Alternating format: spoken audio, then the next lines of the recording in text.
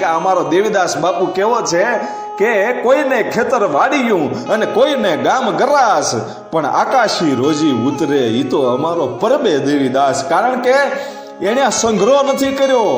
નકર લોકો તો આવીને એમ કહેતા હતા કે બાપુ અમે એટલો બધો બાજરો દઈ જાય, એટલા ઘઉં દઈ જાય, પણ નહીં, ઘડેલા રોટલાનો ટુકડો અમારે જોઈએ છીએ. અમારે હંગરો નથી કરવો, હંગરામાં તો અમે ડટાઈ જઈએ.